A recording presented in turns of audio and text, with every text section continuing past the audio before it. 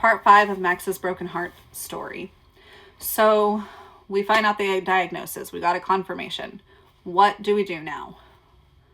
The person that had contacted us or responded to our messages from Cleveland Clinic and scheduled this appointment for us was a care coordinator through Akron General, which is owned by Cleveland Clinic.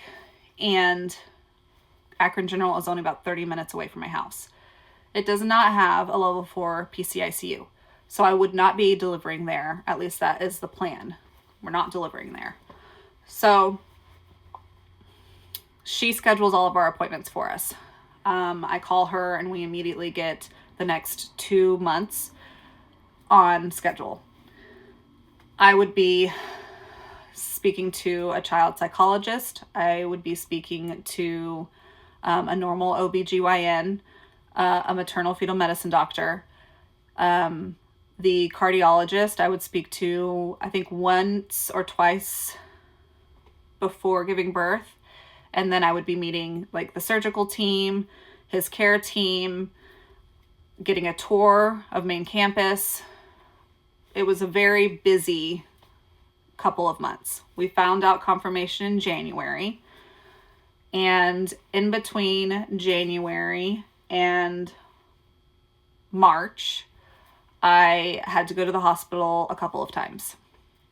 The first time, I had been sick with bronchitis, severe bronchitis, in February. I was extremely sick.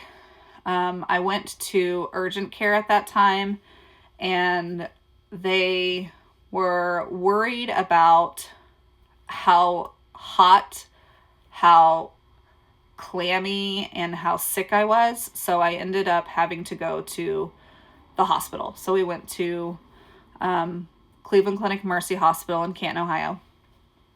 And they just do like a whole checkup.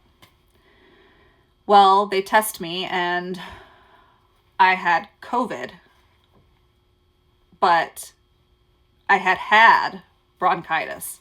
So my bronchitis had faded at some point, but then I got sick almost immediately after with COVID.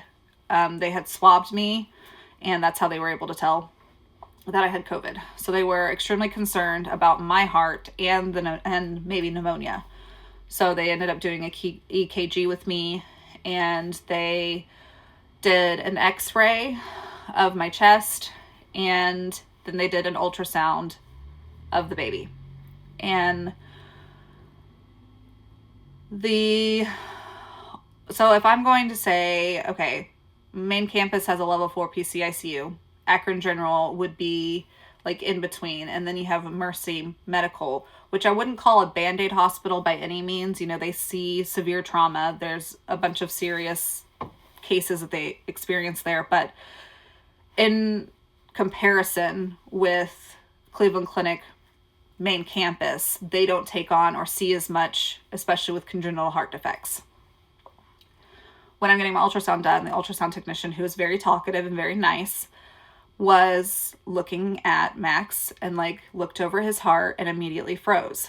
And she looked at me and then looked back at the screen, and she didn't say anything because she knew that she shouldn't say anything, but she saw something. So I saved her the drama of having to tell me. And I told her, I already know what his heart looks like, and I know that there's something wrong with it.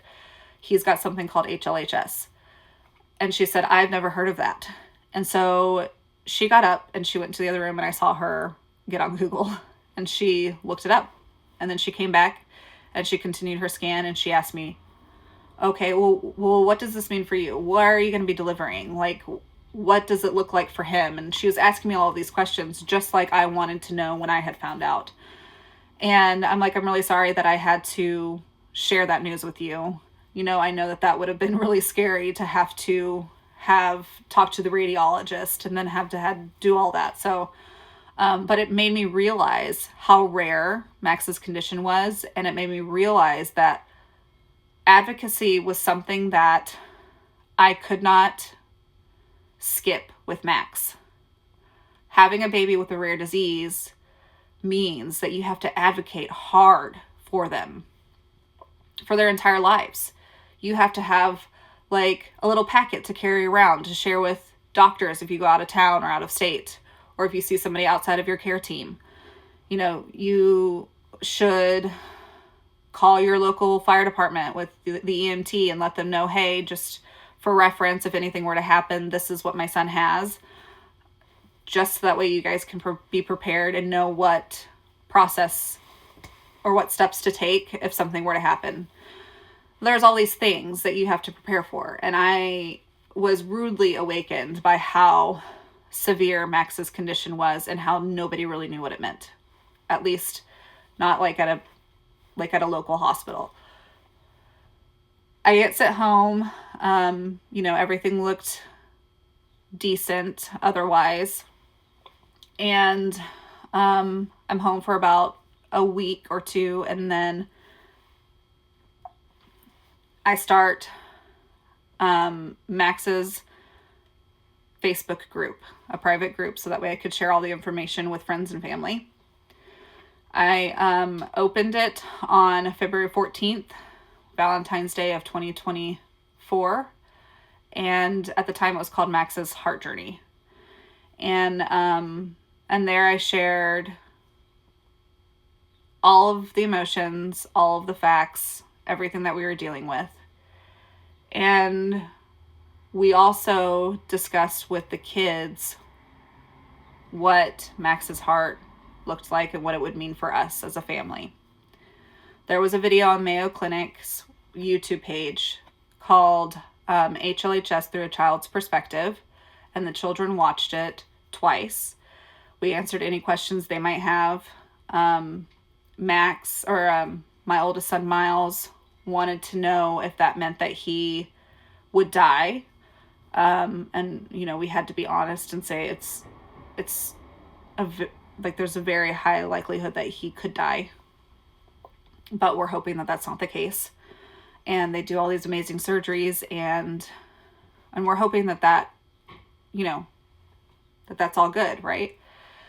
And then, you know, he was like, well, does that mean that he has to have a heart transplant? And we said that's also a very high likelihood that he would have to have a heart transplant sometime in the future. The children still didn't understand completely, so we ended up drawing like a heart on our chalkboard, and then beside it I drew half a heart and a line down the middle. And I said, this is what Max's heart looks like. You need the whole thing for it to do its job correctly. You need the whole thing to mix the oxygen with the blood and send it to the brain and the lungs and the rest of the body. And without the left side of the heart, it is not going to do that to its best ability. You know, eventually there just won't be blood sent to the right places, and oxygen will not be mixed properly. So, you know, HLHS babies end up having some neurodevelopmental issues just due to the lack of oxygen that's being sent to their brain and being mixed. So we end up telling the kids, they process it. We all process it as best as we can together. I start Max's broken heart, or Max's heart journey, which then turned into Max's Broken Heart Club after he passed, to his Facebook group. And there's more, but I'm running out of time, so go ahead and go to part 6.